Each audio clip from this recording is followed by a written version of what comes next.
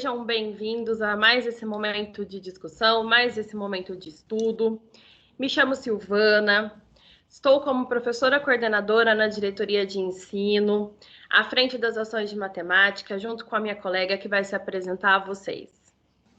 Oi, professores, meu nome é Shalimar, sou parceira da Silvana nas ações de matemática na diretoria de ensino Campinas Oeste. Sejam bem-vindos para mais esse momento do EMAI. Nossos objetivos para o dia de hoje, para esse momento de estudo, serão dois. O primeiro, retomar pressupostos do currículo paulista em relação ao processo de ensino e de aprendizagem da matemática e subsidiar o trabalho dos professores, considerando orientações necessárias para o trabalho com os algoritmos da subtração. No nosso último encontro, nós fizemos uma discussão a respeito dos algoritmos da adição. Embora a gente tenha trazido lá um exemplo de subtração, a maior parte da discussão ficou em torno do algoritmo da adição. Agora a gente vai trazer aqui várias contribuições, algumas delas pensando sim na adição, mas a maior parte, o foco principal da discussão é pensar nos algoritmos da subtração. Os conteúdos para esse momento de estudo serão o pressuposto do currículo de matemática, né, o currículo paulista, olhando aí para os algoritmos da subtração, as habilidades essenciais dos algoritmos, que são as mesmas habilidades essenciais que nós utilizamos e discutimos no último momento de estudo, né, porque todas as habilidades, como compreende o campo aditivo, fala tanto da adição como da subtração. E o material curricular, Currículo em Ação, EMAI. Para a gente encaminhar as nossas discussões de hoje, nós vamos propor 3 momentos. Um primeiro momento, que vocês já estão acostumados, é para começar a conversa. E a conversa de hoje começa com qual é a conta? Um segundo item, nós vamos pensar nas diferentes formas de resolver um problema. E essas diferentes formas a partir do currículo em ação. Em um terceiro momento, nós vamos conversar com vocês a respeito do algoritmo convencional e de outras propostas, tanto de resolução da subtração, quanto para o trabalho com esse algoritmo. Vamos para começar a conversa, qual é a conta? Nós vamos propor aqui um aquecimento, a gente sempre traz esse movimento de aquecer com vocês, um começo de conversa, conversando mesmo. Então, já estejam preparados aí, com o material para registro, uma folha, o seu caderno de momento de estudo, para a gente discutir e vocês realizarem aí as suas anotações e depois socializar conosco no link de interação, que está muito interessante esse movimento. Vocês anotam, depois socializam, a gente lê e responde. Vamos manter esse movimento, essa conversa, que não é de forma síncrona, mas de forma assíncrona está fluindo muito bem. Então, vamos lá. Qual é a conta? Nesse momento, nós vamos pensar em qual conta resolve uma situação problema. Um problema que nós vamos propor. E claro, como vocês já estão acostumados, nós vamos começar com os combinados. Olha lá, são 2 os combinados. Primeiro, leia o problema a seguir, né? Então, nós vamos apresentar o problema e vamos pedir que vocês leiam. Pare o vídeo, faça a leitura de novo se for necessário. Eu vou fazer a primeira leitura, mas se você sentir que a Silvana leu muito rápido, eu preciso retomar, ler novamente, para o vídeo e leia com calma. Em seguida, nós vamos pedir que você escolha o cálculo que resolve o problema apresentado.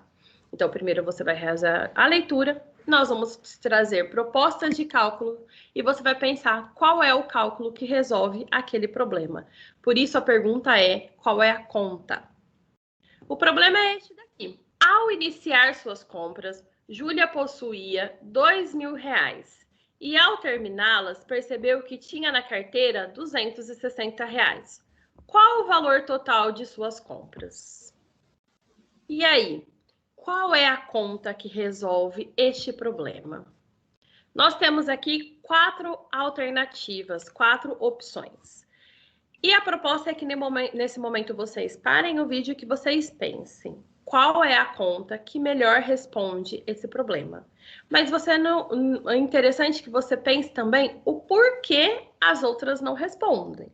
Tá? Então, eu já estou dizendo para vocês que nessas opções nós temos uma conta que responde muito bem a este problema e que as outras 3 opções não respondem. Mas por que será que as outras não respondem e que uma responde? Se você precisar de mais um tempinho, para o vídeo, pensa um pouquinho aqui em qual é a conta e por que as outras não respondem. Se você já pensou, foi rapidinho aí para você ter esse raciocínio, vamos continuar que a gente vai falar de cada uma e como nós pensamos aqui para responder a pergunta de qual é a conta. Bom, primeiro eu vou olhar para a primeira conta, primeiro cálculo oferecido. Eu tenho aqui uma adição de 2.000 mais 260. Eu li o problema e eu sei que 2.000 é o total de reais que a Júlia possui. Se 2.000 é o total de reais e ela finalizou as compras com 260, eu compreendendo o problema, já sei que 260 é uma parte de 2.000 e 2.000 é o todo.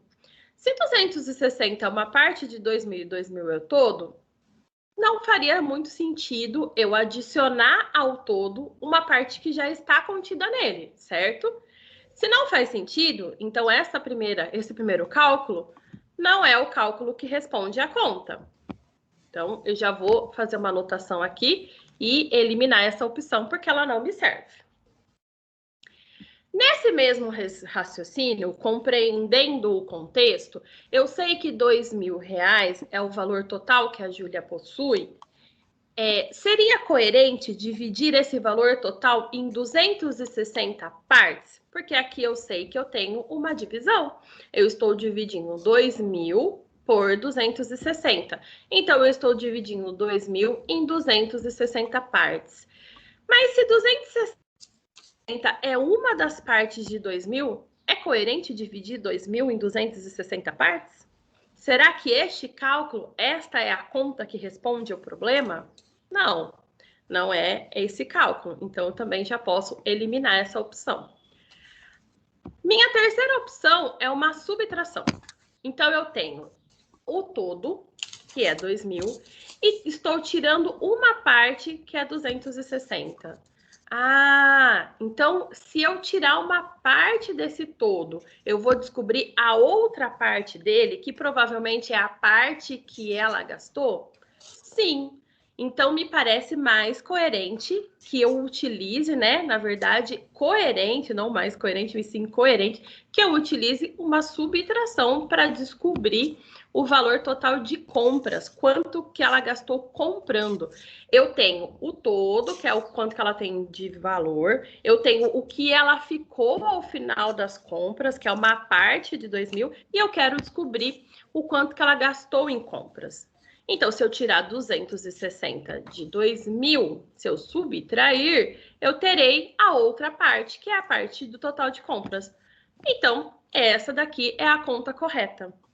Bom, se eu já sei que é essa conta correta, vamos analisar a última. Vai que a última responde também. Não poderia, porque uma das comandas que a gente colocou aqui é que uma das alternativas somente responde. Se eu estou dizendo que a subtração responde, eu já sei que a multiplicação não responderia a esse problema. Mas por quê? Aqui eu tenho 2.000 vezes 260. Eu estou multiplicando o 260 2.000 vezes. Teria coerência eu multiplicar uma parte do todo 2.000 vezes e ampliá-lo ele 2.000 vezes? Não, né? Porque esse 260, como a gente já colocou aqui, ele é uma parte desse 2.000. Eu não quero que ele se multiplique 2.000 vezes, né? Então, esse cálculo também não é o cálculo correto. Bom, então, você chegou à mesma conclusão que nós chegamos? Pensou mais ou menos por aí? Esse processo aqui se satisfaz ao pensar em qual é a conta. Então, a resposta é a alternativa 3, o terceiro cálculo, 2.000 menos 260. Mas vamos pensar um pouquinho mais sobre essa proposta? Essa proposta, ela está dentro de uma discussão trazida aí nos estudos da Smole, 2001, que vocês vão encontrar a referência no final dessa apresentação. Vocês têm percebido que a gente está usando bastante as referências da Smole, porque ela tem falado bastante dessa questão da compreensão da situação problema antes de se pensar no cálculo. E é esse movimento que se propõe aqui em continuidade às discussões que nós estamos fazendo. Então, aqui eu já trabalhei todo aquele processo de leitura que a gente colocou para vocês nos últimos ATPCs. Eu já trabalhei todo o processo de compreender o que está acontecendo e eu estou avançando os alunos para pensar no quê? No cálculo, no algoritmo, né? Então, essa situação propõe que o aluno leia o problema e associe ele a uma operação. Então, eu estou querendo avançar os meus alunos. E retomar com eles a necessidade da compreensão de todo o contexto antes de se definir um cálculo. O que mais que essa situação propõe? Que se justifique por escrito ou oralmente a sua escolha. Aqui nós escolhemos justificar oralmente. Então, nós justificamos olhando para cada uma das alternativas, dizendo por que ela seria adequada e por que ela não seria adequada. Esse movimento precisa ser feito com os alunos, para que ele compreenda por que eu não posso fazer uma adição para esse problema, porque não é coerente adicionar 260 a 2.000, né? A gente sabe que nós temos aí, historicamente, aquela questão dos alunos que não compreendem a situação, mas sabem que precisa ser realizado um cálculo. E como ele sabe que precisa ser realizado um cálculo, ele pega o cálculo que ele tem mais familiaridade. E geralmente é uma adição. Então, ele pega os números presentes no problema e os adiciona. Nesta situação, não é coerente que isso aconteça, mas o aluno precisa saber por que não é coerente. E ao trazer esse trabalho, ao trazer esse movimento de justificar, é que você vai levar o aluno a compreender melhor a sua escolha, a pensar o porquê que ele tem que elaborar a escolha muito bem e ir para o cálculo propriamente dito, para abandonar essa estratégia de olhar para os problemas e simplesmente escolher uma operação. Porque escolher uma operação vai muito além de pensar qual é a continha mais de pensar qual é a continha. Eu tenho que pensar qual é a continha mais adequada. Eu posso fazer um cálculo? Eu devo, eu posso, mas aquele cálculo precisa ser o adequado à situação. E é por meio da compreensão, por esse trabalho de justificativa, por esse trabalho de justificativa matematicamente, quais são os conceitos presentes da compreensão do que é uma adição, do que eu faço quando eu divido, né? Eu divido aquele total em partes, né? Por que não é coerente dividir 2.000 em 260 partes? Precisa ser discutido para que ele tenha essa condição de escolha, por meio da compreensão do que está acontecendo. Mas, Silvana e Shalimar, para quais anos vocês fariam essa proposta? Para todos os anos. Vai depender aí da adequação da atividade, da proposta que você está fazendo, do problema que você está oferecendo. Bom, então a proposta ela pode ser feita do 1º ao 5º ano. Vai depender da adequação, das suas adequações para o grupo que você está trabalhando, né? Então, cada professor vai pensar em qual problema é adequado para trazer esse tipo de questionamento, esse tipo de trabalho. Aqui, claramente, a gente está avançando para o algoritmo. A gente quer que a criança pense no algoritmo. Então, para além da compreensão da situação, ele tem que compreender qual é o algoritmo mais adequado. Esse problema que nós trouxemos, ele está presente no material do 5º ano. É um problema que está lá no currículo em ação do 5º ano.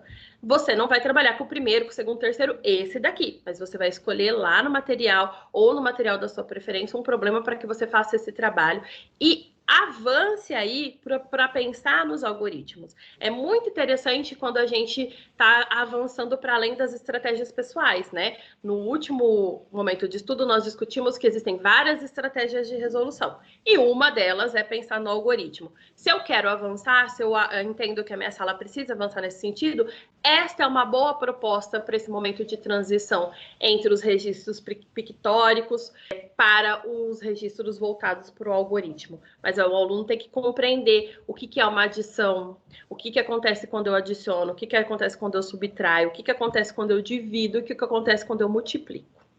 Para trabalhar essa proposta, eu posso oferecer situações por meio de problemas convencionais, no caso desse, é um problema convencionais, ou não convencionais, problemas que não têm resposta, problemas com mais de uma resposta, problemas que têm vários outros valores aqui envolvidos, mas eu vou ter que focar o trabalho só nos valores que realmente respondem a esse questionamento. Então, eu posso ter essa variedade de situações aí, de problemas, que a gente discutiu lá no ATPC de abril com vocês, que existe essa necessidade de que a gente trabalhe com problemas convencionais e não convencionais também, para que o aluno consiga trabalhar com todas essas situações. E eu posso também propor os cálculos que eu coloco como opção embaixo, eu posso ter várias opções. Pode ser só com operações inadequadas, nenhum daqueles cálculos respondem à situação, e aí eu vou entender se os meus alunos estão se preocupando em compreender o problema, se eles estão se preocupando em relacionar aquele cálculo à situação proposta. Então, eu posso trazer todas as operações inadequadas. Posso trazer uma ou mais operação adequada, então na opção embaixo eu posso trazer ali 4 situações, mas dentre elas 2 resolvem, né? Existe essa possibilidade? Sim. E também diferentes operações que não se encaixam no problema. Então, existem várias possibilidades de fazer esse trabalho com os alunos. Vai depender do que eu quero discutir com a sala, enquanto que eu quero avançar essa discussão. Em um momento eu posso oferecer só respostas inadequadas, em outro, uma resposta adequada, em outro, 2 respostas adequadas também, para que eles discutam que não existe um único caminho de resolver um problema, tá? O importante é pensar que eu estou trabalhando a compreensão e a compreensão da conta adequada, do algoritmo adequado para aquela situação, para que eu diminua cada vez mais aquela famosa perguntinha de qual continha qual conta responde? Não sou eu, professora, que tenho que dizer para o meu aluno qual conta responde. Ele precisa ter condições de se deparar com a situação, de se deparar com o problema e, a partir dos seus conhecimentos, de decidir qual é o cálculo, qual é a conta que melhor responde àquela situação, tá bom?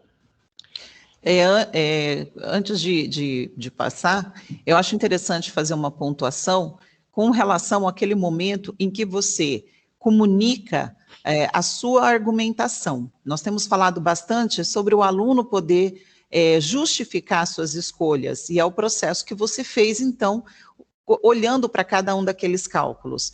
E é importante que o professor faça o caminho que você fez, sim, de falar o porquê aquele cálculo serve ou não serve, porque nosso aluno, ele não nasceu sabendo argumentar realmente, ele está aprendendo isso, ele está aprendendo a se comunicar matematicamente. Quem é o modelizador dele? É o professor.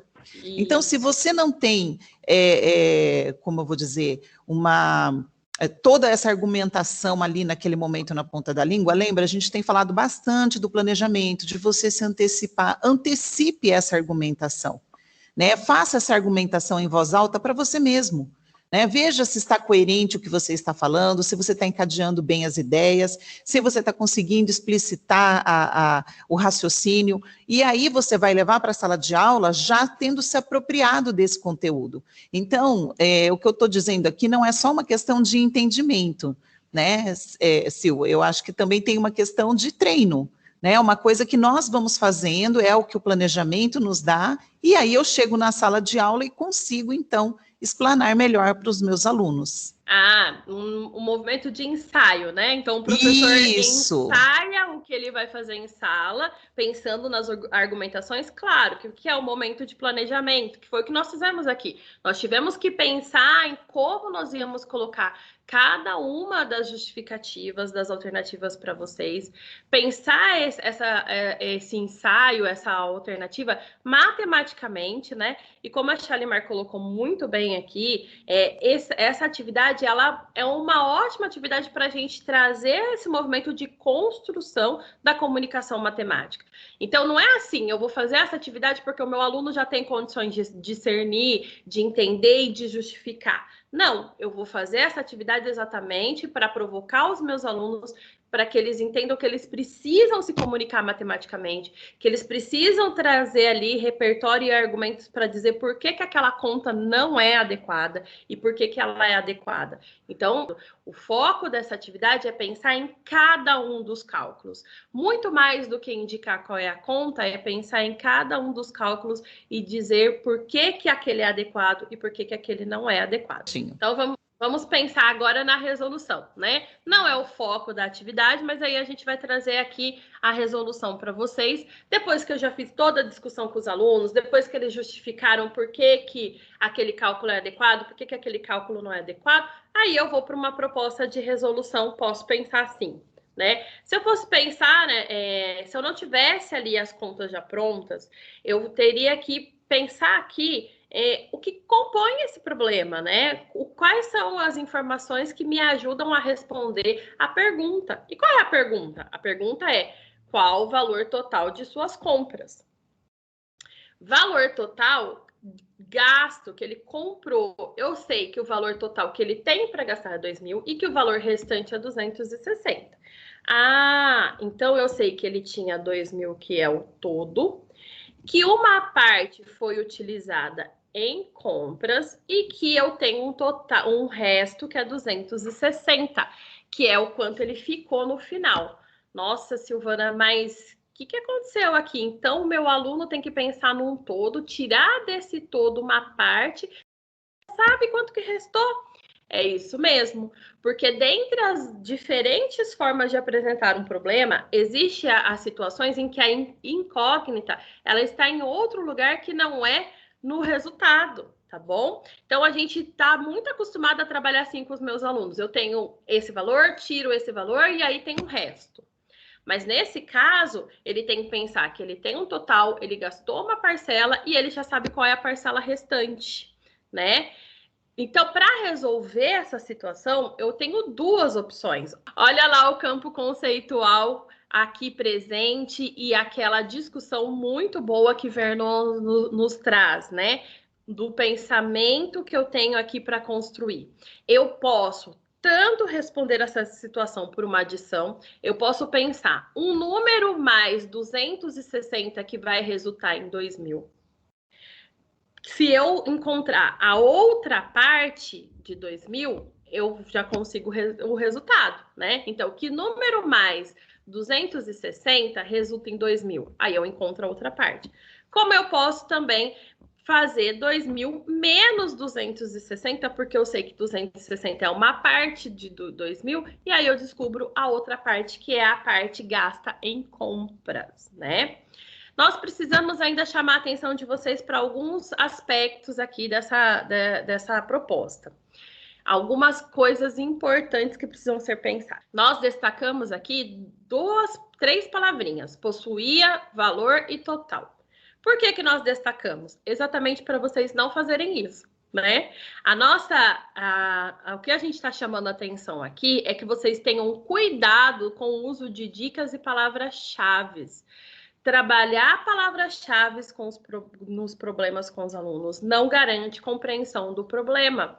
E existem palavras que elas não se generalizam para todas as situações. Aí eu condiciono o olhar do meu aluno para a palavra-chave, ele não tem condição de compreender o problema e na próxima situação que ele pega aquela palavra, ela está totalmente fora daquele contexto que eu condicionei e não se aplica e ele responde de forma errada o problema. Por quê? Porque ele não consegue generalizar, ele não consegue compreender o problema, né? Então, vamos pensar, se eu falar para o meu aluno que toda vez que ele vê total no problema, a conta é uma adição, tá correto?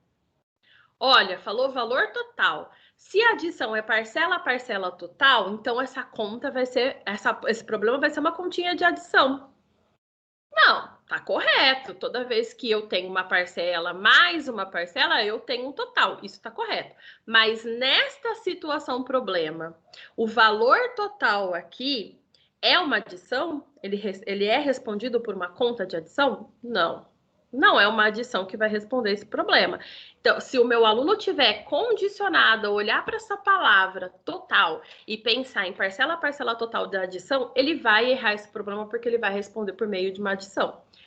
O que diferencia aqui, o que ele precisa articular para compreender o processo? O possuía, né? Ele possuía um valor, então ele não tem mais aquele valor. Mas eu posso chamar a atenção para o meu aluno para essa palavra possuía e ficar trabalhando em cima do possuía como se fosse a garantia para ele resolver e achar o cálculo correto? Não, ele precisa compreender o problema como um todo. Ele precisa compreender que se ele possuía 2.000, ele não tem mais. Aí é uma compreensão leitora do contexto, e ele precisa saber que esses 2.000 é o total, né? É isso matematicamente que ele precisa saber. Então, chamar atenção para a palavra possuir aqui, lá na compreensão leitora, ele precisa saber que está se referindo a um passado, não é garantia de que ele vai saber que esse 2.000 é um total. E que se é um total, 260 é uma parte. Se é 260 é uma parte e está pedindo o total de compras, eu preciso descobrir a outra parte. Entendam que, neste caso, dar dicas e fazer uso de palavra-chave, na verdade, em todos os casos, não é o melhor caminho para a compreensão da situação-problema. Ele precisa compreender a situação como um todo, ele precisa ler todas as informações e ter repertório matemático para compreender o que matematicamente está envolvido nessa situação. Outra coisa que a gente chama a atenção de vocês, então, que já falei aqui bastante nesse momento, foco na compreensão do contexto do problema. Né? Do que o problema está falando? Qual é a pergunta? Qual o valor total de suas compras? Se é o valor total de suas compras, é o quanto que ele gastou em compras. Então, eu tenho o quanto ele poderia gastar e o quanto sobrou. Será que o seu aluno consegue discutir isso e falar sobre isso? É isso que a gente precisa saber antes de escolher a conta. E o que é muito importante confrontar o resultado encontrado com o questionamento presente no problema. Então, o aluno escolheu, ele adicionou, ele fez 2.000 mais 260. Você pega o resultado do aluno e volta para a pergunta. Qual o valor total de suas compras? Se ele adicionar 2.260, ele vai ter R$ 2.260. Responde a pergunta. R$ 2.260 como resultado, responde qual o valor total de suas compras? É isso que você tem que perguntar para o seu aluno. Não é interessante que você chegue nele e diga, não, tá errado. Mas por que tá errado? Então, a intervenção não é dizer para ele que tá errado, é dizer para ele, volta na pergunta. A pergunta é qual o valor total de suas compras. Você respondeu que o valor total das compras é R$ 2.260. Responde a pergunta. É possível uma pessoa que tem R$ 2.000 para gastar ter gastado como total nas compras 2.260? Se ela tinha 2.000, ela pode ter gastado mais? Ah, Silvana, só se ela estourar o cartão de crédito. Mas mesmo assim ainda o saldo é devedor, então não é possível, né? Mesmo que eu faça aí no meu cotidiano eu estourar meu cartão de crédito, eu ainda estou fazendo uma coisa que vai além, né? Então, esse raciocínio a gente precisa chamar a atenção do aluno. É importante confrontar o que ele fez, qual o planejamento que ele teve, o resultado e o registro que ele apresentou com o questionamento do problema para confrontar ou para validar a resposta dele. Vamos pensar aqui na nossa situação atual em 3 possibilidades de como a gente poderia desenvolver essa atividade, né? Então, se eu estou lá no meu trabalho, no meu ensino presencial, eu vou apresentar a situação no quadro, ou projetada, ou oferecer de forma impressa, e nesse caso aqui a gente está apresentando para vocês por meio do aplicativo, e vou realizar as discussões da mesma forma que foram feitas aqui. Vou olhar primeiro para o problema, deixar os cálculos lá para o aluno pensar. Assim que ele tiver formulado uma resolução, ele tiver escolhido a alternativa, vou pedir para ele justificar o porquê as outras não seriam e por que aquele que ele escolheu seria. Então, existe todo esse caminho a ser feito aí no ensino presencial. O mesmo caminho eu consigo fazer no ensino remoto síncrono. Eu consigo discutir com o aluno por que apresentar, seja no quadro, projetando atrás de mim, seja compartilhando pelo aplicativo da minha preferência, o Centro de Mídias e os outros que eu uso. Qualquer um deles me permitem compartilhar com o meu aluno a situação para que ele leia e os cálculos para que ele tenha essa escolha. E depois também que eu consiga escutar o aluno na sua justificativa. Então, eu preciso apresentar a situação para ele e encaminhar da mesma forma que foi feito aqui. Compreende, olha para os algoritmos, justifica a escolha e depois, se você sentir necessidade, faz a resolução, né? Então, da forma presencial e da forma remota síncrona, eu consigo tranquilamente fazer esse movimento. Mas e da forma remota assíncrona? Eu consigo fazer? Com certeza você consegue fazer.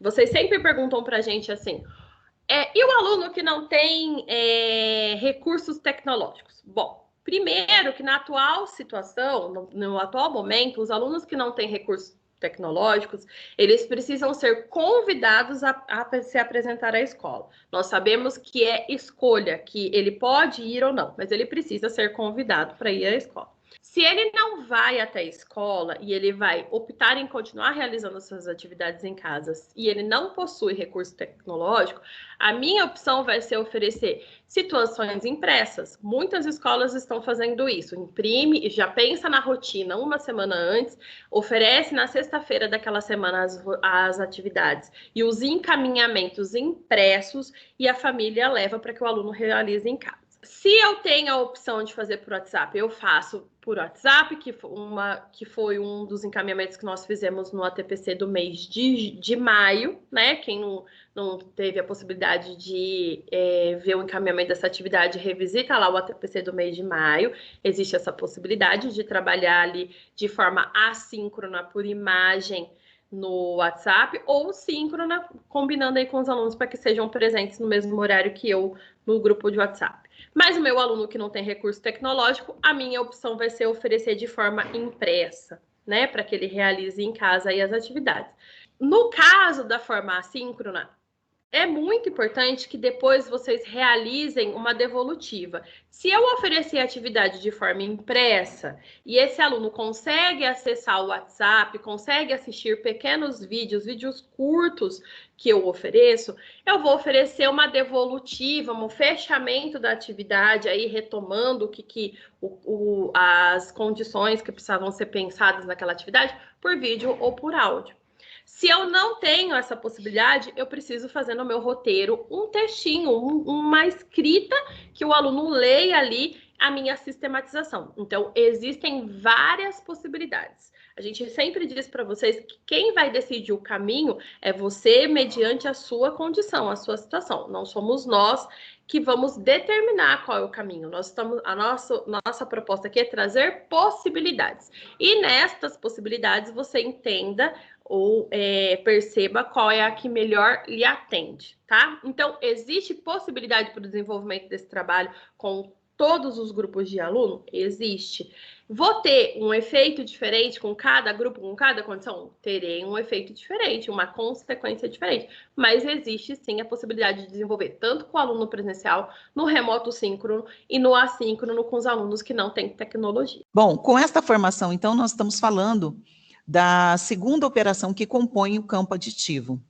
E aí eu retomo aqui com vocês, só para nós termos uma ideia da dimensão que é o campo aditivo, e realmente retomando o conceito de Verneau, de que o campo conceitual, ele caminha em várias direções, ele é composto de inúmeras situações, e ali, conforme você vai passando por esses conceitos, você vai construindo, então, a questão dos algoritmos, das estruturas aditivas, para chegar nisso, para trabalhar com um aluno, dá para a gente observar que tem muita coisa que vem antes. A gente começa lá com a função dos números, a quantificação e a contagem, você vai ter a questão do sistema de numeração decimal, as ideias, os registros formais e informais, né, as competências de cálculo. Então, nós percebemos, vai clareando para a gente que tem muita coisa por trás do algoritmo das estruturas aditivas antes da gente chegar finalmente, da conta armada, da continha ali na lousa para o aluno. Bom, pensando então aqui na subtração, vamos conhecer os termos da subtração, e que muitas vezes, assim como da adição, eles são ensinados em sala de aula, porém, os alunos precisam construir um significado com eles, para de fato entender por que eu estou usando esse nome para um termo dessa operação. Gosto muito de utilizar o significado das palavras, né? Da onde elas vêm, ou do latim, ou do grego, e isso costuma clarear bastante as ideias. Então, pensando no primeiro termo da subtração, nós chamamos ele de diminuendo, tá? O significado diminuendo, nós poderíamos, inclusive, usar a palavra diminuendo.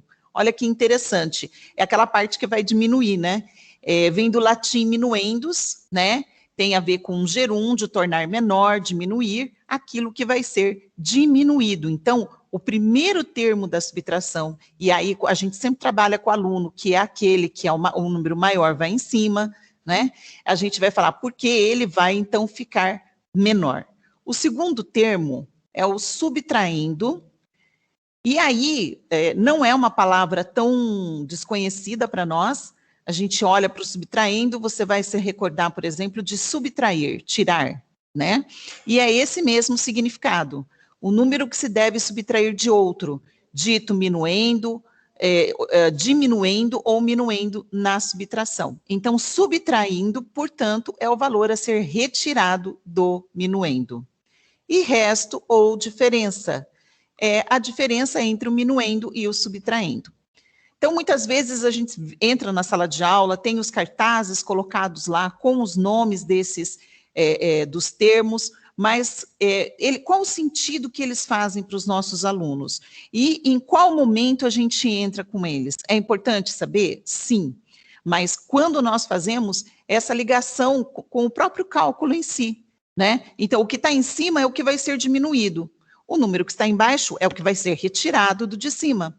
E então nós temos o resultado. Essa é a diferença entre um e outro.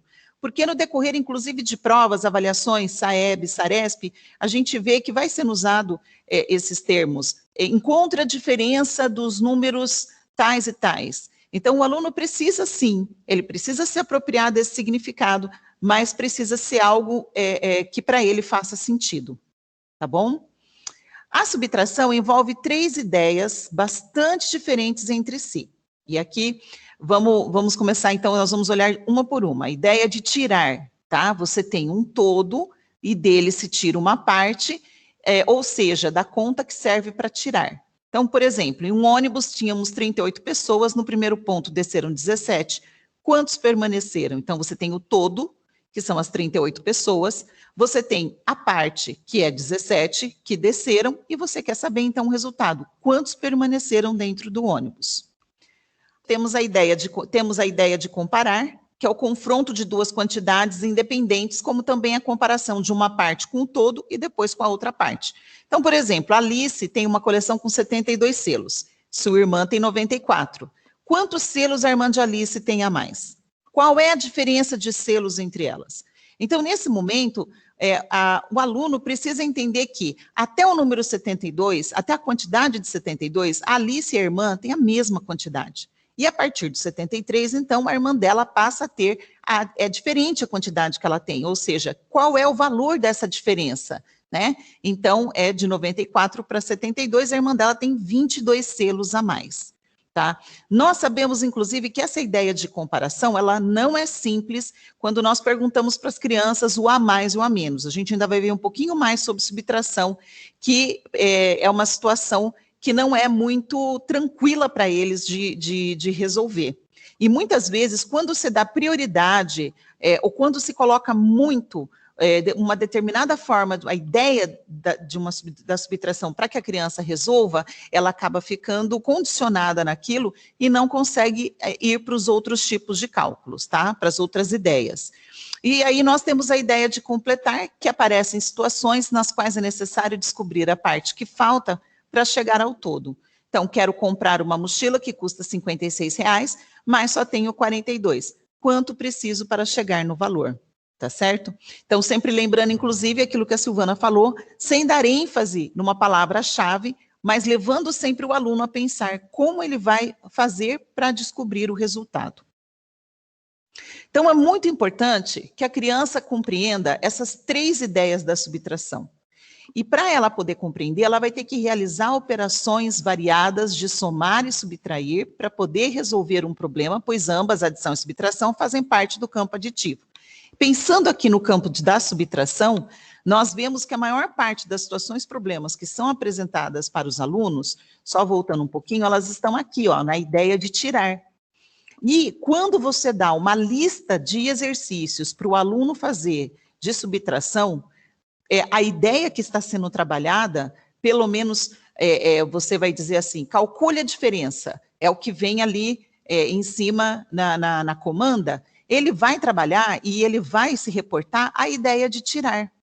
Para construir a ideia de comparação, para construir a ideia de completar, é necessário que se apresente situações, problemas. E aqui a gente, então, volta, desde o começo, eu e a Silvana, a gente vem trazendo isso para vocês. Aqui, então, pensando no currículo paulista, que a proposta dele é inserir e iniciar a matemática com o aluno, os cálculos, a partir de situações, problemas, nós vamos entendendo o motivo disso. Né? Para você poder trabalhar ideias diferentes, elas precisam ser apresentadas. O cálculo descontextualizado, ele é importante que o aluno saiba fazer o procedimento da subtração, da adição, da multiplicação, da divisão? Sim, mas ele precisa compreender essas ideias que vão caminhar junto ali também com esse procedimento. Então, o algoritmo, vocês vão ver que nas 3 situações é o mesmo, mas a ideia que está ali por trás na situação problema é diferente, tá certo? Pontos importantes sobre a subtração. A subtração é um conceito complexo para a criança, tá bom? O raciocínio dela sempre vai se concentrar nos aspectos positivos da ação, da percepção e da cognição. Então, os aspectos negativos, como o inverso e o recíproco, eles são construídos apenas mais tarde. Então, por exemplo, uma das coisas que nós vemos quando a gente está trabalhando com a criança, né, se a gente pensar no construtivismo, lá na questão da reversibilidade, você coloca a água num recipiente e põe essa água num outro recipiente de um formato diferente e pergunta para a criança, tem a mesma quantidade de água? Onde tem mais? E ela vai dizer, como ela não tem ainda essa questão da reversibilidade, né, de poder voltar e dizer, não, é a mesma quantidade, você não colocou não tirou água, não colocou a mais, então ela não consegue fazer essa resposta, ela vai dizer que é no recipiente que tiver maior volume, aquele espaço maior, que for diferente, que apresentar, né, para ela essa característica de ser maior. Então, a subtração, para ela, não é tão simples. Tá? Lecionei uma época para a educação infantil e tive essa experiência também com o primeiro ano, quando a gente trabalha a subtração, né, e a gente trabalha com um jogo, e a criança tinha que lançar o dado e tirar do pratinho dela a tampinha. Ela se recusava a tirar a tampinha, por quê? Porque ela não queria ficar sem, né? É aquela concepção do ter, né? Então, assim, tem também a ver com o aspecto afetivo adverso, porque muitas vezes está relacionado à perda. E a situação, problema que a gente traz para a criança, por exemplo, Pedro tem 45 figurinhas, mas ele perdeu. Imagina, a figurinha é uma coisa para a criança importante, o brinquedo. Então, assim, cuidado com aquilo que a gente vai contextualizar, que a gente tenta contextualizar para ficar mais acessível para a criança poder compreender. Mas observando nesse caso da subtração, pode ser que isso não surta o efeito desejado, tá bom? E como a subtração envolve ideias diferentes entre si, porque como, por exemplo, no caso da comparação, ninguém perdeu nada, percebem? Então, são essas ideias que a gente precisa ir construindo junto com eles. Agora, nesse momento, nós vamos olhar para diferentes formas de resoluções, né, de trabalho com a subtração no currículo em ação. Então, como que o nosso currículo, como o nosso material curricular, que é o EMAI, traz propostas para que a gente desenvolva o trabalho com a subtração com os nossos alunos do 1º ao 5º ano. Como nós já dissemos no último momento de estudo, é importante que os professores do 1º ao 5º ano saibam como esse trabalho se desenvolve. Tanto para que eu tenha condições de, se eu sou professora dos primeiros anos, né, do ciclo de alfabetização, eu consiga trazer um vocabulário adequado, eu consiga trazer algumas informações na minha fala, nas minhas intervenções, para que o aluno faça, tenha compreensão e articule isso no final do ciclo. Como lá no final do ciclo eu tenha condições de retomar o trabalho. Né? Então, eu, professora do 1º ano, preciso adequar os meus encaminhamentos para que o aluno consiga fazer essa construção até o final do ciclo. E eu, professora do 5º ano, tenho que saber o que está no processo para que eu consiga retomar. Meu aluno não está conseguindo trabalhar por essa perspectiva aqui no 5º ano. O que acontece no 4º, no 3º, no 2º, no 1º, que eu posso puxar, que eu posso recuperar para eu avançá-lo depois? É nesse sentido que, enquanto grupo, enquanto anos iniciais que trabalha aí do 1º ao 5º, é importante que todo mundo saiba um pouquinho aí, não é para saber tudo, né? Mas um pouquinho aí do trabalho que se acontece, que se desenvolve no ciclo, né? Nos ciclos, nesse caso. Então, olha lá no 1º ano. Temos proposta de subtração no material do 1º ano? Claro que temos. E olha como que a ideia, o pensamento aqui subtrativo está sendo apresentado para os alunos do 1º ano. Nós temos aqui um recorte de uma atividade, a atividade 16.4 do material do 1º ano, para a gente pensar um pouquinho nela. Então, vou ler para vocês. Observe as carinhas que estão desenhadas abaixo. Vanessa queria desenhar 26 delas. Verifique quantas foram desenhadas e as complete ou risque com um X algumas delas, para que o desenho apresente a quantidade que ela queria. Então, a Vanessa, ela quer desenhar 26 carinhas, né? E a proposta aqui é que o aluno olhe para essas carinhas, pense aqui uma estratégia de forma que nesse quadrinho aqui, fique somente 26 carinhas. E ele vai ter que decidir se para que permaneçam 26 carinhas, ele vai ter que acrescentar ou ele vai ter que subtrair carinhas aqui, né? Então, olha as duas perguntas que são feitas. Quantas carinhas estão desenhadas? Primeiro passo, ele tem que olhar e pensar quantas são desenhadas. É claro que ele vai ter que efetuar aqui uma contagem. E ao contar, ele vai descobrir que tem 40. Mas se tem 40 e ela quer 26, qual conhecimento numérico ele tem que ter aqui? O de quantidade, né, Silvana? Ele tem que comparar números, 26 e 40. Quem é maior, o 26 ou o 40? O 40 é o maior. Se o 40 é o maior e o 26 é o menor, isso quer dizer que eu tenho mais carinhas do que aquelas que eu preciso. Então, eu vou ter que acrescentar, que é uma das propostas, que ele complete as carinhas? Não. Eu não vou ter que acrescentar. Então, o movimento aqui não é o de adicionar. Se 40 é maior e eu preciso de menos carinhas, ele vai ter que fazer um movimento de subtrair, de tirar carinhas, né? Usando o X que está dizendo aqui na comanda, riscando com o X. Então, para resolver essa situação, ele vai precisar desenhar... Olha a pergunta B. Você precisou desenhar ou eliminar carinhas? Quantas? Ele vai precisar eliminar.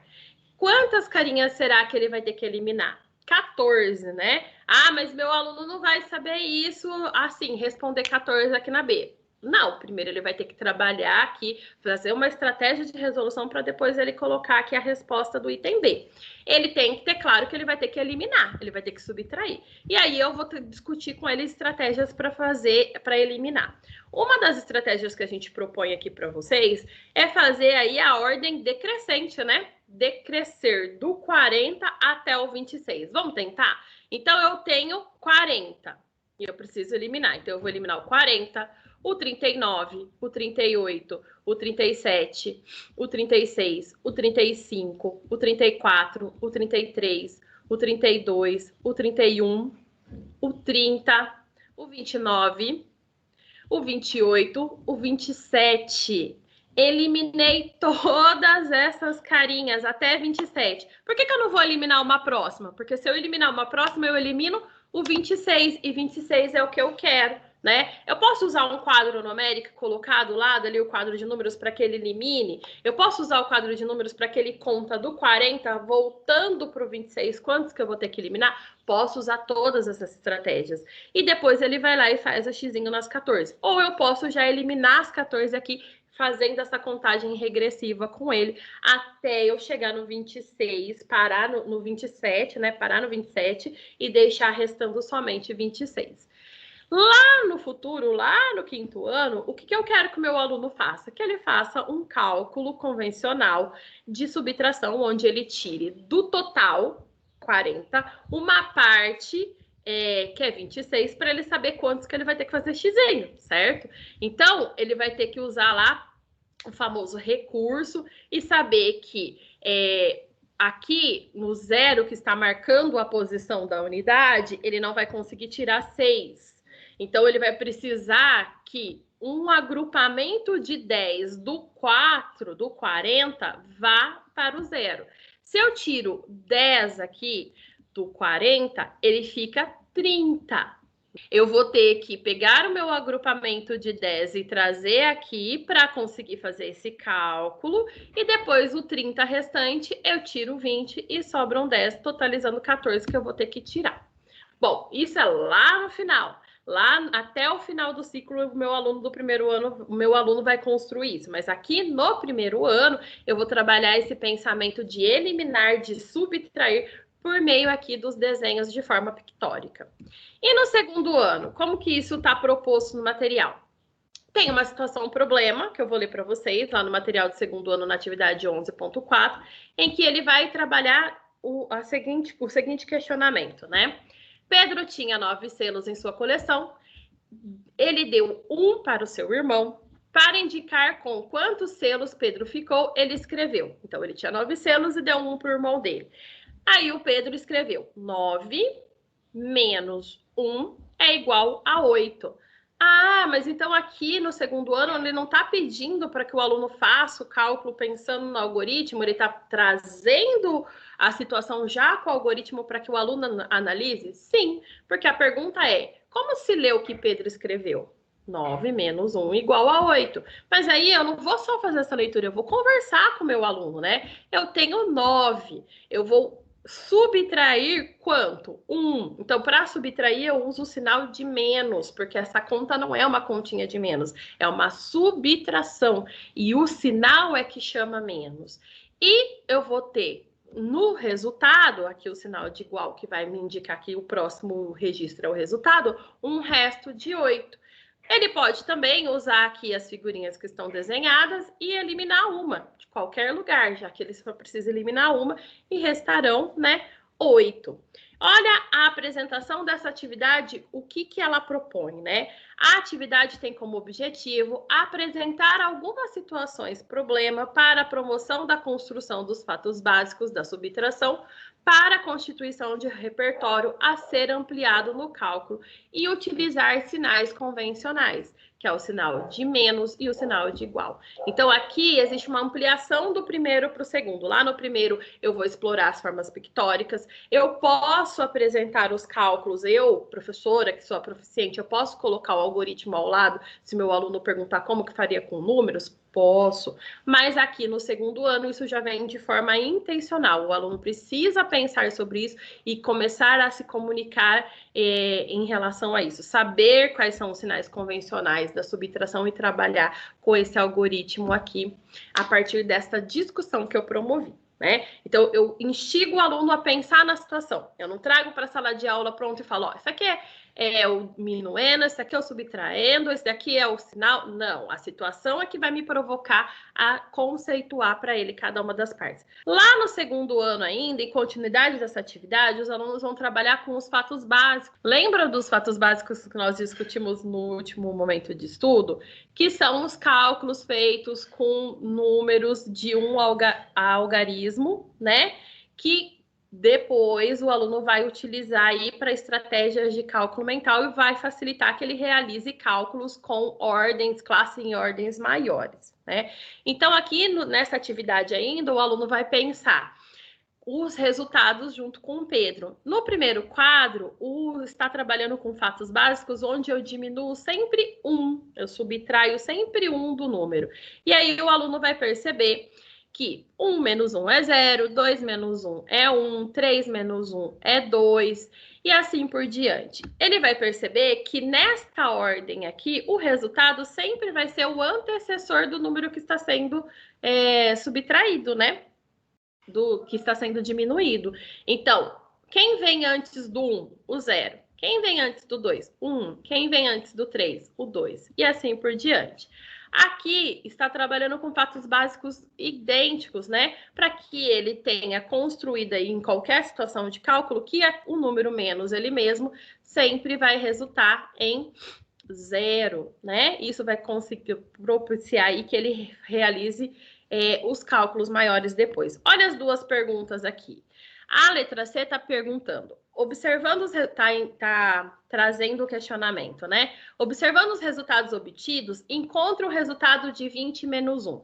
Bom, se aqui eu estou trabalhando sempre com o antecessor, 1 menos 1 vai dar o que vai o resultado é o que vem antes do 1, é 0. O antes do 2 é o 1, antes do 3 é o 2, antes do 4 é o 3. Que número vai resultar aqui 20 menos 1? Será que ele vai precisar pensar muito para fazer esse cálculo? Se ele já entendeu que quando eu tiro 1 do número, o resultado sempre vai ser, o resto sempre vai ser o seu antecessor? Não, né? Ele vai precisar resgatar um conhecimento aí do sistema de numeração. Por quê? Se é o antecessor, quem antecede o 20 na sequência é o 19. Olha lá, antecessor. 20 antecede, se eu tiro um só, né? Se eu subtrair um, é o 19. É esse conhecimento que ele vai utilizar aqui para fazer qualquer cálculo maior. Se ele for calcular 500 menos 1, ele tem que lembrar que tanto desses fatos básicos mais simples como desses daqui como esses cálculos que ele vai ampliando, que sempre se eu tiro um, é o antecessor. Quem vem antes de 500? 499. É para ele fazer esse tipo de relação que eu vou trabalhando aí com os fatos básicos. E da mesma forma, a letra D vai trazer aqui qual é o resultado de 20 menos 20. Ele já trabalhou os fatos básicos aqui, sabe que números iguais, quando eles se subtraem, o resto vai ser zero. Então, 20 menos 20 só poderia ser zero, né? Então, olha quantos conhecimentos essa atividade do segundo ano explora. Ai, mas os meus alunos do terceiro ano não conseguem entender isso ainda. Os meus alunos do quarto também não, nem do quinto. Vai lá, gente, atividade 11.4 do segundo ano. Chama ela para discussão nas suas aulas e veja como que seus alunos do terceiro, quarto, quinto trabalham com essa proposta, porque é muito importante para que ele realize os cálculos maiores depois, tá bom? No terceiro ano, nós temos o trabalho se amplia, né? A atividade é a 4.1 do terceiro ano. Vou ler para vocês, então, qual é a proposta. Das 35 bolinhas verdes, André deu 7 a seu irmão mais novo. Ele escreveu em sua caderneta. 35 menos 7 é igual a 28. Olha lá, novamente, eu não estou trazendo aqui um cálculo para ele fazer. Eu estou discutindo um cálculo. E é uma das primeiras atividades do material do terceiro ano. Isso não quer dizer que o segundo e o terceiro ano vão ficar fazendo isso o tempo todo. Não é isso. Isso quer dizer que existem várias formas de trabalhar a subtração com os meus alunos. E dos primeiros passos é eu chamar para discussão o algoritmo e não apresentar para ele cada uma das partes e achar que ele vai compreender e a partir disso ele vai reproduzir e trabalhar em outras situações. Então, eu chamo a análise da situação para que ele construa a compreensão do algoritmo, né? Então, ele pergunta o que o André quis registrar na caderneta, ele quis registrar aí uma subtração e como se lê o sinal de menos, né? Então, novamente, chama aí a atenção para a estrutura desse algoritmo. Como que ele poderia resolver? Ele poderia resolver assim, como foi feito anteriormente, por meio dos conhecimentos do sistema de numeração decimal, por meio de um quadro numérico. Então, ele poderia conservar os 35 que ele já sabe que é o total, né, das bolinhas verdes. E como a gente fez lá no primeiro ano, decrescer, né? Então, 35, ele precisa decrescer quanto? 7, né? Então, ele vai 35, retira o 35, o 34, o 33, o 32, o 31, o 30, o 29, e aí ele vai ter como resultado lá 28. Né? Então, ele pode usar os conhecimentos ainda, os conhecimentos a princípio do que ele sabe do sistema de numeração para resolver essa questão aqui, se você quiser chamar a resolução para discussão em sala. Né? Outra possibilidade é usando o algoritmo. Ah, mas aqui vai ter o recurso, Silvana. Como que faz? Porque eu já sei que eu tenho 35. e do 35 eu vou ter que tirar 7. Eu tenho 5 unidades ali e 5 unidades não dá para ser distribuídas para 7 pessoas. Como que eu vou fazer? Eu posso trabalhar a situação de outras formas que não necessariamente eu tenha que ensinar o recurso aqui. Eu posso construir a ideia do recurso, né? Pode ser pelas regras do sistema, como pode ser pela decomposição. Vamos decompor esse número? Que a gente trabalha muito bem isso na adição, mas não faz isso muito na subtração. Uma proposta de como a gente pode decompor?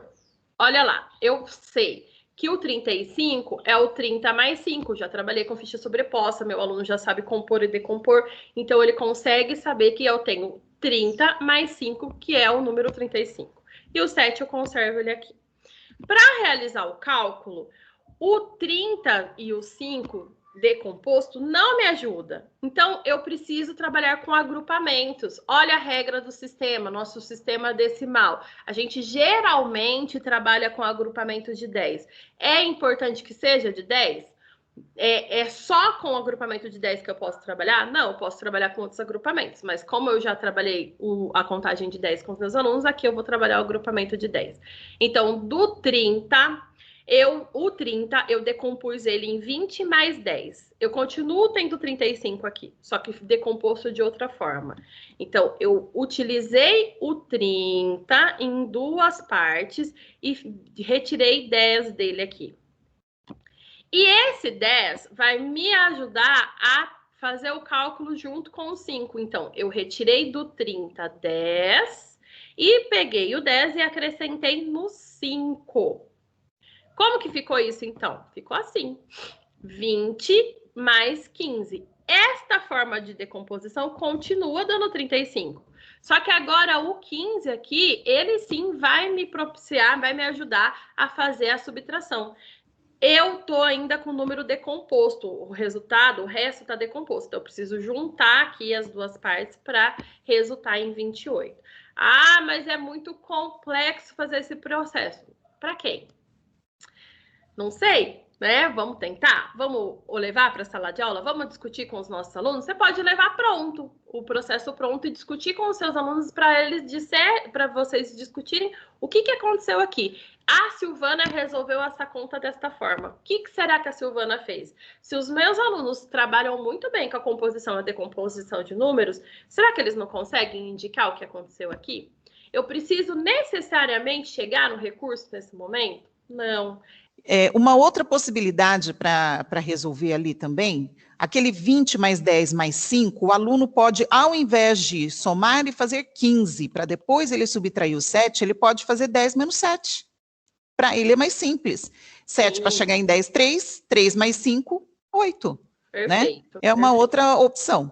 E aí Mas... você fez uma colocação com relação a essa questão assim de decompor, de ser difícil para quem? E aí nós estamos olhando uma atividade de terceiro ano. Por isso que é importante, quando a gente fala de currículo, falar do trabalho, é um trabalho em equipe. Então, o professor do primeiro ano, ele já começa apresentando algumas situações para o aluno, do segundo ano vai estendendo e do terceiro ano vai ampliando até chegar no quinto. Né? É assim que funciona as nossas habilidades no currículo. Sim, a gente espera que no terceiro ano o aluno consiga trabalhar bem com a composição e a decomposição de números, porque esse trabalho é uma crescente aí a partir do primeiro, isso mesmo. É importante você trazer essa outra estratégia de resolução, porque eu coloquei aqui que a gente agrupou, decompôs dessa forma que foi mais confortável para a gente, foi a estratégia que nós utilizamos. Mas, claro, existem N outras formas de chegar ao resultado a partir das decomposições e dos cálculos que pode ser feito com ela. Não se apavorem, a Shalimar vai falar um pouquinho mais dessas outras estratégias no nosso terceiro momento, né, Shali? Bom, é importante, então, que o aluno trabalhe com recursos? Sim, é importante. Mas precisa ser neste momento, no terceiro ano? Não necessariamente, né? Existem outras formas de que ele construa, de que ele compreenda o que ele está fazendo quando ele utiliza o recurso, que é simplesmente reagrupar os números, né? Reorganizar os números de forma que ele consiga retirar a quantidade, subtrair a quantidade, sem ser necessariamente pelo recurso. Entendam que aqui eu estou mostrando o processo, eu estou construindo com o aluno essa reorganização, esse agrupamento que eu estou fazendo. E lá no recurso, quando eu uso o recurso, isso já tem que estar claro. Ele tem que saber que existem outras formas de reorganizar o número, de compor e decompor, para que ele finalize o cálculo. Se ele já tivesse construído, é muito possível que quando ele for trabalhar com o cálculo convencional de recursos, ele saiba que isso tudo está subentendido, tá? Então, aqui fica claro, evidente, um processo que vai ficar subentendido quando ele for fazer isso, quando ele for trabalhar com recurso. Na atividade do quarto ano, nós temos novamente um retorno aqui, uma recuperação da construção, da característica do algoritmo de subtração. E olha como que essas informações são utilizadas no quarto ano. Olha a ampliação da discussão, né? Então, eu digo para o meu aluno, relembro com o meu aluno que eu tenho o minuendo, o subtraindo, o resto, a diferença. E ele vai trabalhar com essas informações. Nós vamos destacar esses dois últimos itens aqui, porque esses dois primeiros vão trabalhar com a adição. Então, vamos para esse recorte aqui da atividade. A partir desta informação que ele vai analisar junto com você, ele vai ter que trabalhar com esses dois questionamentos. O primeiro fala assim, em uma subtração em que o minuendo é 87, olha lá, minuendo, e o subtraindo é 23, qual é o resto? Ele está trabalhando com os termos adequados do algoritmo. Qual é o resto? Quer saber o que aconteceu com a conta, quanto que sobra, né? Então, ele vai ter que retirar do minuendo, que é 87, o subtraindo, que é 23, e me falar qual é o resto. É isso que está pedindo para ele pensar, formular aqui a partir dos termos adequados. Ah, mas isso é muito difícil. Isso é o termo adequado do algoritmo, né? Você não quer que ele saiba trabalhar matematicamente, comunicar-se matematicamente? Não é uma das nossas competências lá do currículo paulista e habilidades propostas que o meu aluno consiga compreender os conceitos matemáticos e trabalhar com isso? Então, eu preciso trabalhar esses termos adequados com os meus alunos. E olha a segunda proposta. Em uma subtração, o minuendo é 86 e o resto é 13. Qual o valor do subtraendo? E olha aqui, eu tenho o minuendo. Eu tenho o resto, que já é o resultado final. Qual é o valor de subtraindo? Quer saber essa parte aqui, ó. Se eu fizer essa pergunta com esses termos, o meu aluno vai saber que 86 é um todo e que 13 já é uma parte de 86 e que ele tem que descobrir outra. Olha o trabalho com a incógnita em lugar diferente que acontece no quinto ano, acontecendo no quarto ano também. Provavelmente vocês vão encontrar propostas assim no terceiro também. Porque é com essas variedades de propostas que eu vou trazer para o meu aluno o repertório e conhecimento para que ele generalize as situações. Como a Shalimar falou, eu não posso ficar trabalhando só com a ideia de minuendo, subtraindo e resto. Eu não posso ficar trabalhando com uma ideia só dentro da subtração. Aqui a gente está trabalhando com a ideia de completar também, né?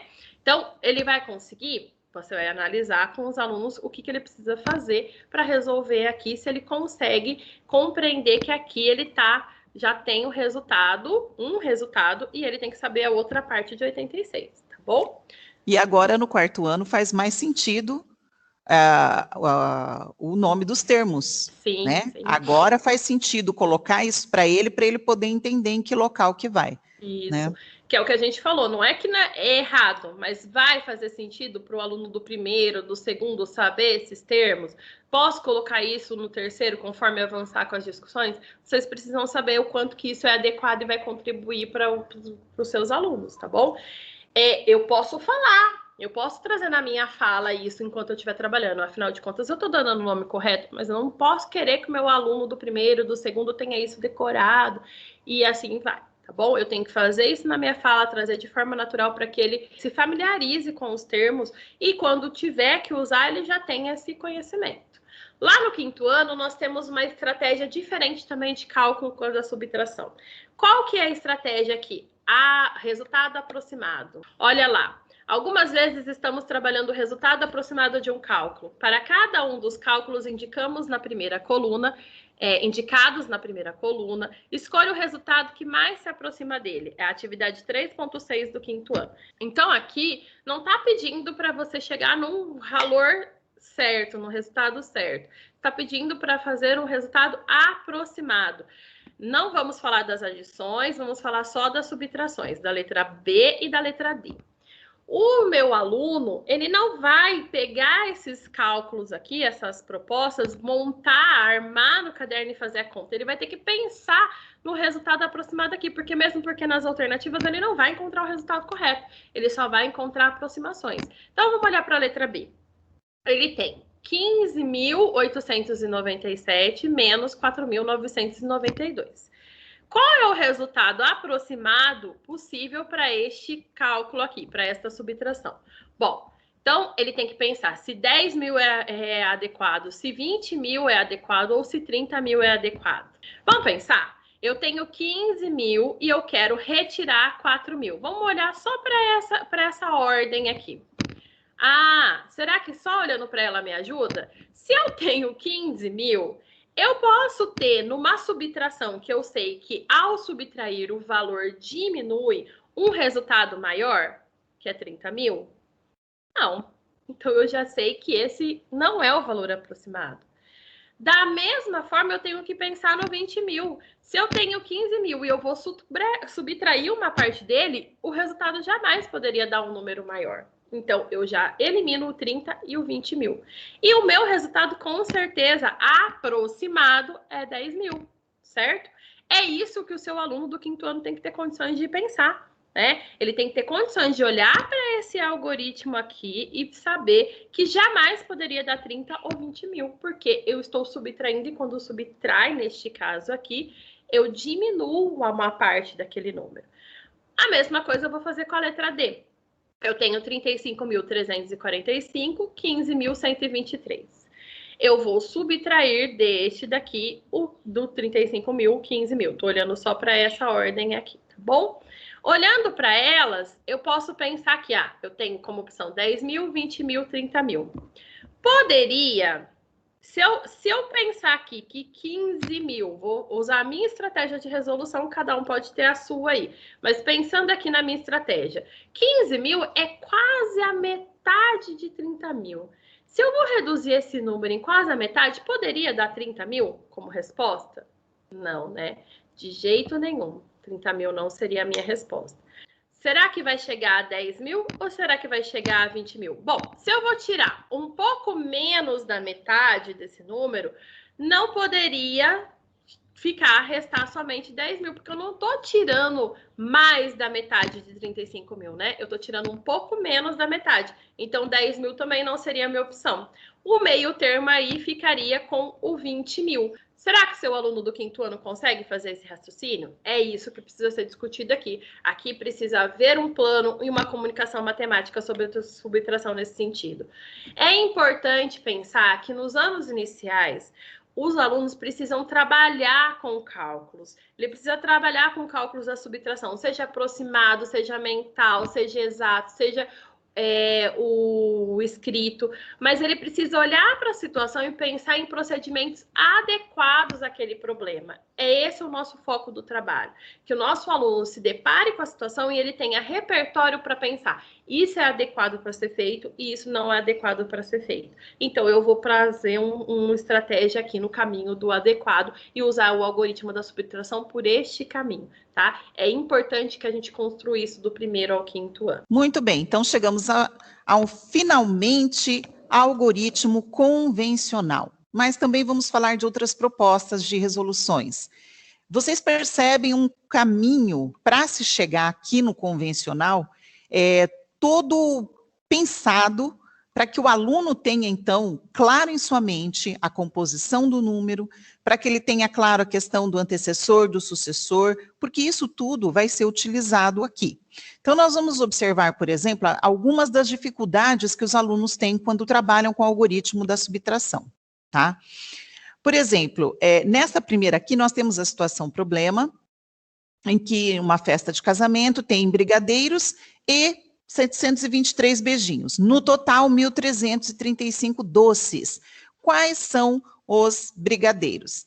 E aí, então, é interessante a gente ver aqui, né, o trabalho, né, o cálculo que o aluno fez, né? Então, assim, ele foi fazendo o cálculo, eu até coloquei ele um pouquinho maior para ficar mais fácil da gente visualizar. Ele fez o 5 menos 3 igual a 2, o 3 menos 2 igual a 1, porém, quando chegou aqui, e essa é uma questão muito reincidente e que muitos docentes relatam, que o aluno pega o número maior, independente da posição que ele está, realiza a subtração e coloca a resposta. E aí, nós vamos conversando, retomando um pouquinho daquela atividade do 5º ano que a Silvana pontuou, e que ela foi fazendo a análise, quer dizer, se eu tenho um valor que é o de 1.335, estou tirando uma quantia dele, eu posso ficar com mais? Tá certo? Então, não tem como, né? E aí, isso nós precisamos chamar a atenção e trabalhar com o aluno. Então, pensando aqui que a questão dele foi justamente olhar do menor para o maior, do maior para o menor e conseguir realizar a subtração, vamos pensar com ele, então, como seria uma possível intervenção.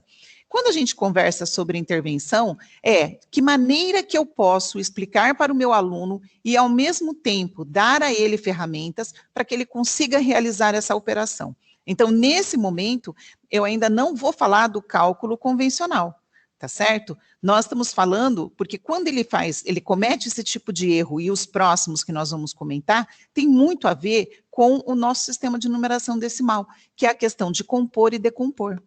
Então, ele precisa entender isso primeiro, ter claro isso, para depois ele usar o algoritmo convencional. O algoritmo convencional, ele esconde todo esse processo que a gente usa aqui. Então, pensando aqui no cálculo de 1.335 menos 723, nós vamos decompor, tá certo?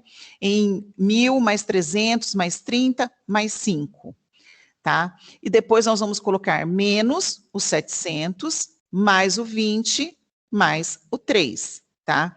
Então, nós precisamos ir entendendo e conversando com o aluno que, na verdade, o sinal que está regendo o cálculo é esse daqui, o inicial, tá? Chamar essa atenção para ele. Por que nós estamos usando aqui? Porque nós fizemos uma decomposição aditiva, então é isso que nós estamos olhando. Quando nós olhamos o 700 e o 300, o aluno precisa ver que não tem como ele tirar esses 700 de dentro do 300. Como ficaria mais fácil para ele resolver isso, sem começar aquele monte de corta zero, põe 1, e assim você vai fazendo toda uma rabiscada ali em cima dos números.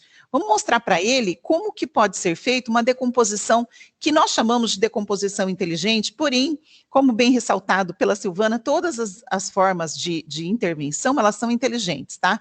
Neste caso aqui, ele pensou em decompor de uma maneira que o ajudasse, tá certo? Lembra lá atrás no cálculo que a Silvana trouxe que o aluno podia fazer 10 mais 5, 15, 15 menos 7 chegar ao resultado, ou ele podia já pegar o 10, tirar o 7, somar o 3 com 5 e chegar ao número 8, e era o resultado que ele precisava, né?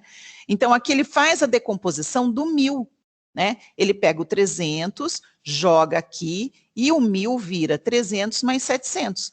Olha que interessante. E assim, ele consegue usar o princípio de você tem a quantidade de 700 e tira ela, você vai ficar com 0. Então, vamos ver como dá esse resultado. Ele realiza novamente aqui a somatória, 300 mais 300, tá? Ele não vai ter nada para somar aqui, porque ele já fez o resultado desse cálculo. Ele tem a dezena, que é 30 menos 20, e ele tem o resultado das unidades. Então, um resultado de 612.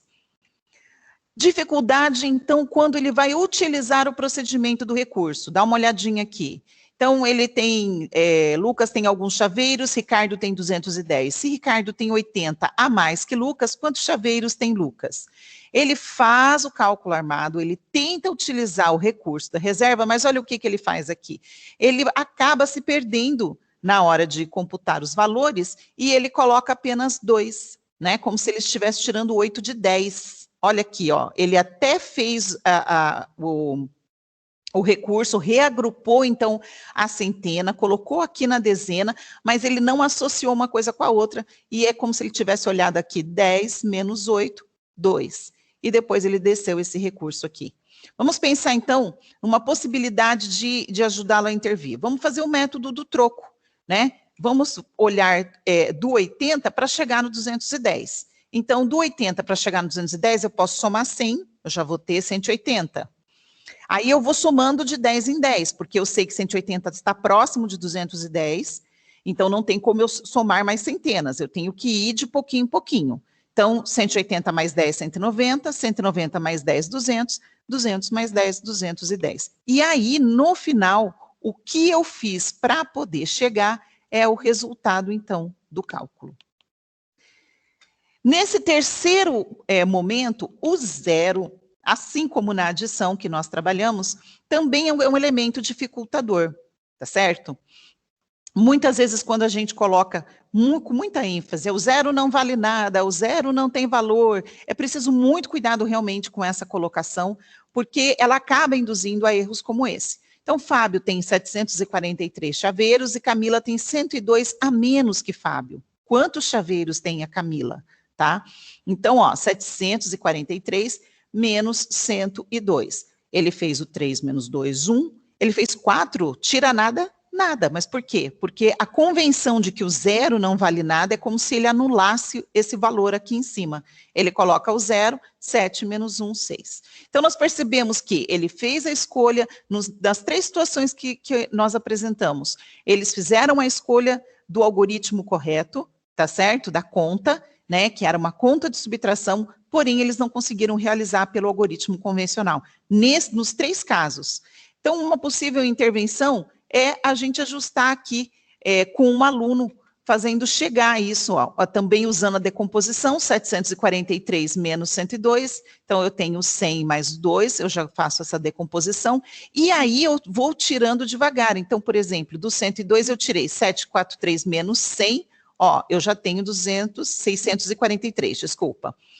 E aí, o 643 eu preciso tirar 2. Então, eu vou tirar 642 e chego no 641, que é o nosso resultado. Existe essa possibilidade aqui, que ela é muito interessante, que é achando os 9, tá? E aqui eu faço uma parada para lembrar o seguinte, em cada país, tá certo? É claro que assim, eu não tenho essa informação de muitos países, mas se você for procurar nos países, em cada cultura, um algoritmo é valorizado. Então, o cálculo que para nós é chamado cálculo convencional, que é esse de recurso, em que você desmembra uma centena, coloca ela para dezena, para você poder reagrupar e poder fazer o cálculo, esse é um sistema que nós adotamos aqui. Então, o aluno pode se sentir bem realizando qualquer uma destas. Tá certo? E por isso é interessante valorizar esse cálculo. Vamos pensar aqui em 50 mil menos o 9.038. Para fazer esse cálculo, a gente já começa pensando aqui, nossa, eu tenho um monte de zeros aqui na unidade, na dezena, na centena e na unidade de milhar, e eu vou precisar desmembrar uma dezena de milhar e distribuir ela por as outras 4 casas decimais. E aí, gente, vamos pensar, né? Isso é um baita de um trabalhão, isso aqui vai ficar tudo riscado, cheio de números em cima, e muito fácil de se perder. Então, uma ideia, a gente pega e tira o 1. Aqui a gente está usando a propriedade, na verdade, né, a questão do nosso sistema de numeração, que o aluno, conhecendo bem o sucessor e o antecessor, ele sabe que tirando o 1 de 50 mil é 49.999. Muito simples. E aí, ele parte para o cálculo. Será que fica mais fácil de resolver? 9 menos 8, 1. 9 menos 3, 6. 9 menos 0, 9. 9 menos 9, 0. E 4, que nós vamos abaixar. Então, o resultado da conta está feito. Não. Lembra, lá em cima nós tiramos 1. Agora a gente devolve esse 1 e o cálculo está feito. Ou seja, nós temos aqui, muito simples, em pouquíssimo tempo, um cálculo resolvido, né, de uma maneira simples, sem aquele apaga-paga, sem aquele desespero, né, de números, de corta aqui e manda para lá, e isso quando não se usa o termo que está errôneo, o que é o de emprestar. Né, que muitos de nós aprendemos, inclusive na nossa época de escola, é uma coisa super comum e às vezes a gente se pega hoje ainda na sala de aula, né, a gente está aqui preparando porque ficou muito forte, mas a gente vai conversar já já sobre isso. Bom, vamos pensar aqui no outro cálculo, então, que é o da compensação. Esse daqui já também conhecido nosso, quando você, para resolver, olha, nós temos 2 zeros intercalados, então o que nós vamos fazer? Nós vamos compensar, nós vamos tirar 4 e achando os 9 novamente. Vocês percebem que a estratégia é como a Silvana falou, é achar um número mais confortável de trabalhar. Só que dessa vez, assim como se tirou os 4 daqui, tira-se os 4 também do subtraindo, tá bom? Porque aí já fica certinho. A hora que a conta é feita, o resultado já vai dar ok. Então, vamos lá. Resolvendo, 9 menos 1, 8, 9 menos 8, 1, 9 menos 6, 3. 2.318, tá certo? Então, esse é o valor. E aí a gente não precisa agregar nada, porque já foi feito nos 2 termos, já foi tirado de forma igual, né? Então, isso não vai mudar o resultado da subtração. E aqui é interessante que a gente vai observando as propriedades da subtração, assim como a gente olha também quando vai pensando nos algoritmos da adição, você vai trabalhando essa decomposição, e essas propriedades que depois são abordadas mais para frente, tanto da adição quanto da subtração, elas passam e elas ganham um sentido muito mais claro para o aluno, né? Ele vai compreendendo isso. Eu acho que isso é importante, realmente, dar a oportunidade do aluno pensar diferente e realizar de uma forma diferente, né? É claro que nós vamos apresentar o método convencional, sim, mas ele tem essa oportunidade até mesmo como uma forma, por exemplo, dele tirar a prova real, quando ele estiver fazendo um cálculo. Ele usa o algoritmo convencional, mas ele sabe ali, ele tem uma maneira de checar se aquele cálculo está certo. Agora eu quero colocar para vocês, então, a gente vai assistir aqui um vídeo, e agora sim, então, falando do algoritmo convencional. Olá pessoas, aqui é Rodrigo da Lousa Digital e hoje nós vamos falar de rosquinhas e matemática. A gente tem um problema com uma loja de rosquinhas e vamos usar esse problema para ver como a subtração com reserva, ou talvez você conheça como subtração com troca, funciona. Gosta de rosquinhas? Então acompanha aí. Você já ouviu falar de subtração com reserva ou subtração com troca? É aquela quando você vai fazer uma subtração e o algarismo do número de cima, o famoso minuendo, é menor que o algarismo do número de baixo, o subtraindo. E aí dá uma travada na conta, tem gente que se confunde, que fala que tem que pegar emprestado o algarismo do lado, mas pega o do algarismo da direita. Tem gente que inverte, subtrai o de cima com o de baixo, tem gente que inverte de novo e acaba somando. Vixe, é uma confusão. Mas espera aí, que eu vou te explicar de um jeito bem fácil para você entender de uma vez por todas. O nosso problema é o seguinte, a Juliana, que é essa aí, tem uma loja de rosquinhas e em um final de tarde de sábado ela já tinha vendido quase tudo da sua prateleira. Juliana então fez uma contagem do estoque. Haviam 3 rosquinhas na prateleira, 2 caixas com 10 rosquinhas em cada uma e 3 packs com 10 caixas de 10 rosquinhas em cada um. As rosquinhas das prateleiras representam a ordem das unidades.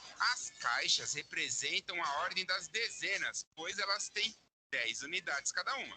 E os packs representam a ordem das centenas, pois cada um tem 10 caixas com 10 unidades dentro, ou seja, 100 rosquinhas em cada pack.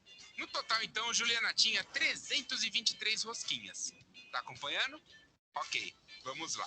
Havia sobrado apenas 3 rosquinhas na prateleira. Ela já estava lá de boa, quando chegou um cliente e fez um pedido. Olá, eu queria aí 8 rosquinhas, por favor. Juliana ficou empolgada, mas olhou para a prateleira e só tinha 3 rosquinhas. E agora?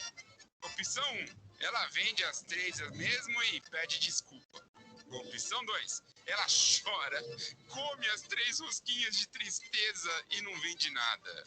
Ou opção 3, ela procura se tem mais no estoque. É isso aí, opção 3. Lembre-se de que Juliana tem no estoque aquelas 2 caixas com 10 rosquinhas dentro de cada uma e aqueles 3 packs com 10 caixas de rosquinha em cada um. Ou seja, ela tem rosquinha suficiente para vender. Ela não precisa abrir o pack ainda, porque o estoque de caixas dá conta dessa venda. Juliana abre uma das caixas de 10 rosquinhas e a coloca na prateleira. Com as 3 que já estavam lá, Juliana tem agora 13 rosquinhas na prateleira e uma caixa menos no estoque das dezenas. Juliana entrega as 8 rosquinhas para o cliente e fica com 5 rosquinhas na prateleira. Juliana tem agora no estoque 3 packs de 100 rosquinhas, que ela não mexeu. Agora ela tem uma caixa com 10 rosquinhas e 5 rosquinhas na prateleira. Ou seja, o estoque depois da venda diminuiu para 315 rosquinhas. Ela não pegou emprestado do estoque de caixas para conseguir vender. Ela tirou mesmo do estoque, porque quando você empresta, você tem que devolver. E aqui a ideia não é devolver. Aqui não tem devolução. As rosquinhas foram vendidas e foram embora fazer a alegria de alguém.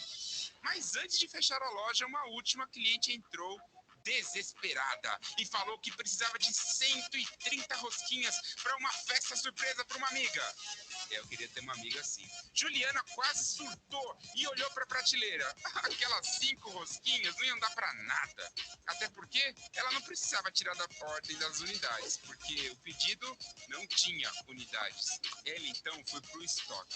Depois das unidades, ela foi olhar a ordem das dezenas. Ela precisava de 30 rosquinhas e no estoque de caixas havia apenas 10. Ela pegou um pack de 10 caixas, abriu e colocou essas 10 caixas junto com a caixa que ela já tinha. Juliana agora tinha 11 caixas de rosquinhas, ou seja, ela entregou 3 caixas de 10 para o cliente e sobraram 8 caixas no estoque. Depois ela pegou um pack completo e entregou para o cliente, porque ele precisava de 130. Com as 5 rosquinhas da prateleira, as 8 caixas e ainda o pack que sobrou lá no estoque, Juliana, no final das contas, ainda tinha um estoque de 185 rosquinhas. Juliana conseguiu fechar a loja e saiu feliz da vida. E nós aqui aprendemos como se faz uma subtração com reserva ou com troca. Fica com isso na mente. Estoque. Comece pela ordem das unidades. Se o número de cima for menor que o de baixo, pegue do estoque do lado. E se esse ainda não der, pegue do próximo estoque. Se você ficar com esse esquema de estoque na cabeça, você nunca mais vai se confundir para fazer uma subtração com reserva ou com troca. Então, para ensinar a subtração com reserva, é interessante nós observarmos algumas coisas. Comece com quantidades pequenas e muitas atividades concretas. As quantidades pequenas geralmente são abordadas lá nos fatos fundamentais, com os primeiros e segundos anos. Dê muitos materiais concretos para que as crianças possam analisar, que elas possam mexer, fazer agrupamentos. Então, elas vão fazer, se vocês perceberem, olharam então no vídeo que passou, não foi necessário utilizar, por exemplo, o material dourado para explicar o sentido de agrupar, de utilizar o recurso, né? Essa é a ideia que o nosso aluno precisa ter em mente, tá? Independente do material. E quanto mais real for essa troca e mais próxima dele, melhor. Então, ele pode agrupar canudinhos, ele pode agrupar colherinhas, palitos, tampinhas, são várias situações. Então, proporcionar para ele que ele tenha esse acesso ao material concreto é muito importante. Esse material de contagem, então, como eu coloquei para vocês. E, aos poucos, irem desafiando, então, eles a realizar os cálculos com números maiores. Assim como nós falamos que você vai passando, iniciando com o algoritmo convencional, conforme a habilidade do ano vai exigindo, a mesma questão é essa, a hora que você vai colocando qual a quantidade, qual o número que eu vou propor para eles, então, com relação a esses cálculos, a esse algoritmo que ele vai usar. Não se preocupe num primeiro momento com o registro escrito. Nós precisamos desmistificar de que o aluno, sabendo armar a conta, o 3 em cima do 2, e fazer o 3 menos 2, ele sabe realizar uma subtração. Né? Nós precisamos deixar isso de lado e entender que o conceito precisa ser abordado antes, então, da gente sistematizar o cálculo, que não vai sistematizar nada, o aluno não tem conteúdo para sistematizar nesse momento, ele vai fazer apenas uma reprodução daquilo que foi ensinado, mas ele precisa pensar sobre, tá?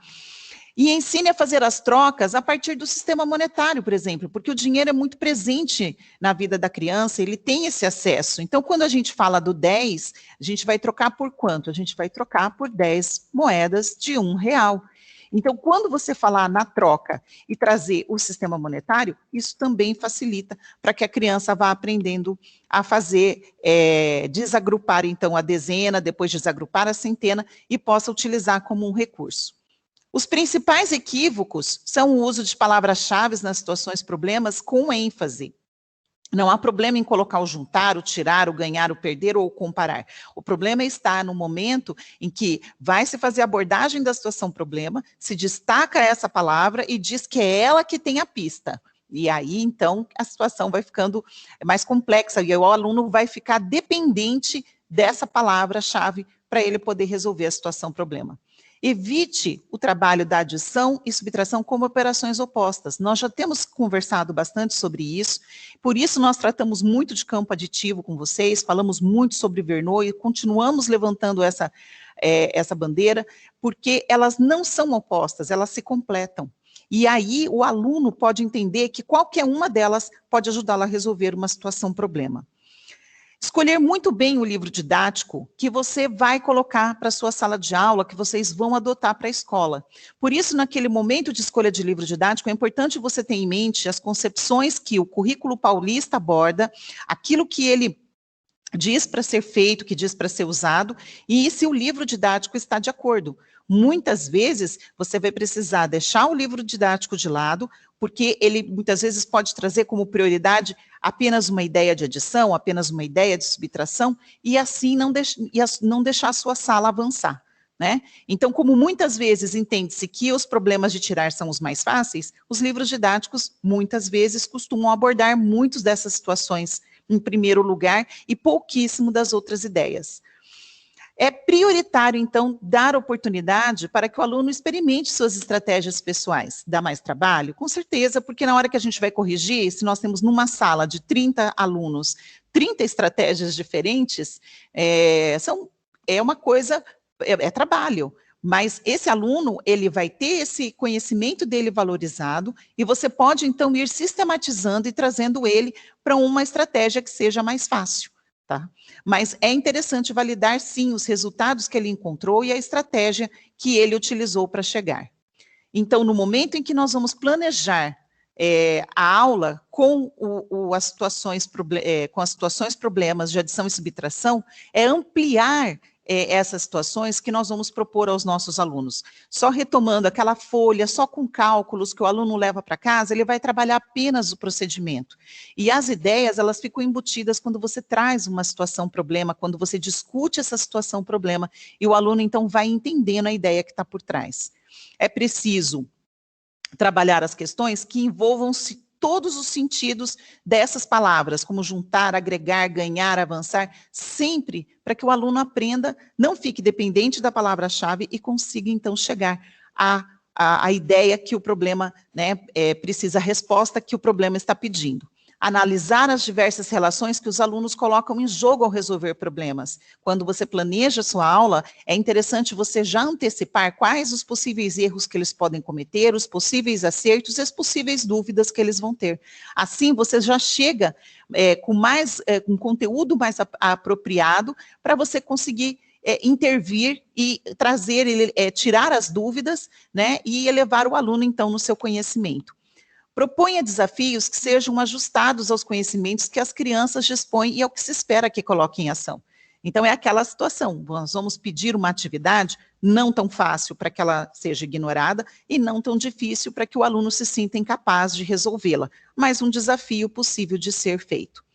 Considerar as variáveis que interferem na complexidade das situações de adição e subtração ao planejar suas aulas, tá certo? Foi tudo isso que nós colocamos aqui para vocês, e aí você levando isso em consideração, você tem o conhecimento da sua sala de aula, com certeza você vai conseguir, então, planejar uma aula que vá trabalhar a adição e a subtração, e que seu aluno, então, vá se sentir desafiado a avançar no conhecimento dele. Então, a gente espera que vocês olhem com carinho para esse momento que nós propomos, pensem aí nas estratégias, nas atividades que vocês estão levando para a discussão com seus alunos, Pensem em outras possibilidades, principalmente para aqueles anos que encontram dificuldade com esse trabalho, com a subtração.